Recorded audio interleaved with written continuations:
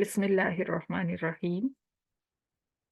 हज़रत नूह अलैहिस्सलाम का वाक़या मुकम्मल हो गया था। अब आज दूसरा वाक़या हमें सिखाने के लिए यानी सबक देने के लिए दूसरा वाक़या अल्लाह ताला बयान फरमा रहे हैं, जो कि हज़रत हूद अलैहिस्सलाम की कौम का है। और आप ये चीज़ ज़हन में रखिएगा कि ये जितनी भी कौमों का तज़किरा हो रहा है, इनके ऊपर जो अज़ाब आया वो मेन वजह क्या थी? मेन वजह थी शिर्क। अल्लाह ताला को शिर्क से ज़्यादा किसी भी गुनाह पर गुस्सा नहीं आता। लेकिन हमारे यहाँ शिर्क को इबादत समझा जाता है।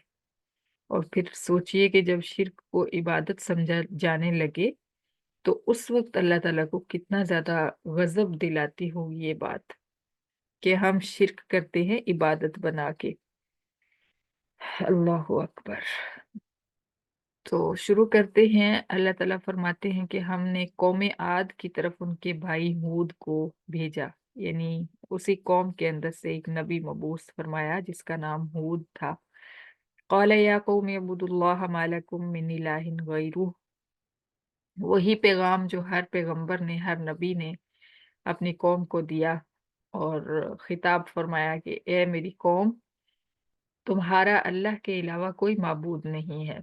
मालकुम मिन इलाहिन गैरु, अल्लाह के अलावा तुम्हारा कोई माबूद है ही नहीं। लिहाजा उबुदुल्लाह, उसी की इबादत करो। इन अंतुम इल्ला मुफ्तरून, तुम किसी सही मजहब पर नहीं हो, बल्कि तुम खुद से झूठे माबूद घड़ते हो, झूठे माबूद बनाते हो और उनकी इबादत करते हो, तो ये ठीक नहीं है। देखिए, जब अल्लाह ताला की ज़ात को शिर्क से क्यों गुस्सा आता है? इसकी वजह समझने की कोशिश करते हैं कि जैसे एक इंसान, अगर कोई इंसान हमारा मुहसिन होता है, हमें वो सब कुछ देता है। आप ये समझ लीजिए कि जैसे खामंद अपनी बीवी की ज़रूरियात का ख़्याल रखता है, उसको लिबास, खुराक, मकान, हर चीज़ जो है वो मुहैया करता है। लेकिन बीवी जो है वो किसी और की शुक्रगुज़ार हो रही होती है, यानी खामंद की उन नेकियों को, उन एहसानात को नज़रअंदाज कर देती है और किसी और के साथ जो है उसने ताल्लुक अपना रखा होता है और किसी और के पास जाके बैठती है और किसी और के साथ जो है रहती है, खुश रहती है और खामंद के साथ खुश नहीं रहती और खामंद की नाशुक्री करती है, खामंद के साथ लड़ाई झगड़ा करती रहती है। जबकि खामंद उसकी सब ज़रूरियात का ख़्याल रखता है। तो फिर इस सूरत में क्या होगा? क्या वो खामंद बहुत खुश होगा उससे? ऐसा कभी नहीं हो सकता, बल्कि खामंद जो है वो इंतहाई नाराज़ होगा, इंतहाई गुस्सा करेगा कि इस सब ज़रूरियात का मैं इसकी ख़्याल रखता हूँ, लेकिन ये कहीं और चली जाती है। तो अल्लाह ताला का इससे भी बुलंद मामला है।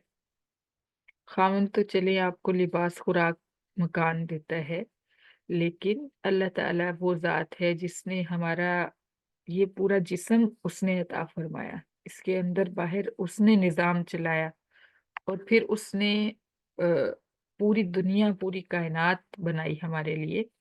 जो अ, जो माहौल हमारे लिए मुवाफ़िक था, वो माहौल हमें अता फरमाया। जैसे हवा जो है, हवा उसने फ़िज़ा के अंदर जो रखी है, जो हमारे यहाँ हवा जिस साँस के साथ हमारे अंदर-बाहर आ जा रही है, ये सिस्टम उसने हमें अता फरमाया। और हर चीज़, आप अल्लाह ताला फरमाते हैं व इन तउद्दू निअमतुल्लाहि ला तुहसूहा, अगर तुम अल्लाह की नेमतों को गिनना शुरू करोगे तो उनको गिन नहीं पाओगे।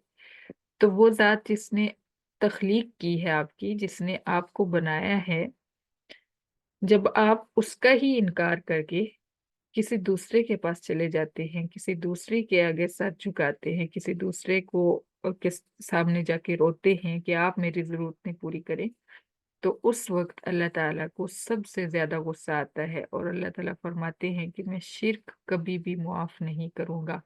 एक कलमा गो जो है, एक इंसान जो दुनिया में उसने कलमा पढ़ा, वो कलमा उसको आखिरकार जहन्नम से निकाल लेगा।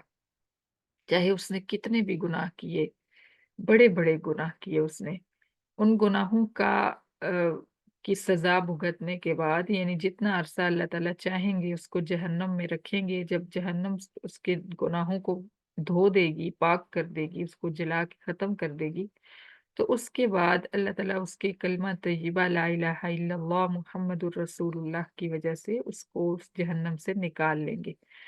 لیکن جس شخص نے شرک کیا، کلمہ پڑھ کے شرک کیا، اور اللہ تعالیٰ کے ساتھ اور بھی در اس نے بنا کے رکھے، اور جگہوں پہ بھی جا کے جھکتا رہا، تو ایسے انسان کے لیے اللہ تعالیٰ جہنم کو ہمیشہ ہمیشہ کے لیے اس کو جہنم میں پھینک دیں گے، اور کبھی بھی اس کو وہاں سے نہیں نکالیں گے، اور یہ اللہ تعالیٰ کا اٹل فیصلہ ہے۔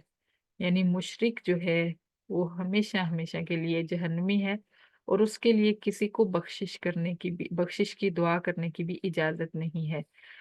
جیسا کہ پیچھے ہم نے پڑھا ہے، حضرت ابراہیم علیہ السلام اپنے والد کے لیے بخشش کی دعا مانگتے تھے، لیکن جب ان کو پتہ چل گیا کہ یہ میرا والد اللہ کا دشمن ہے، تو انہوں نے بخشش کی دعا مانگنی چھوڑ دی تھی۔ اسی طرح قرآن پاک میں ہم نے پڑھا ہے کہ اللہ تعالیٰ نے آپ صلی اللہ علیہ وسلم کو فرمایا کہ اگر آپ ان مشرکوں کے لیے 70 بار بھی استغفار کریں گے تو ہم ان کو معاف نہیں کریں گے۔ مطلب کیا ہے کہ آپ جتنی بھی کثرت سے استغفار کر لیں، ہم نے ان کو معاف نہیں کرنا، لہذا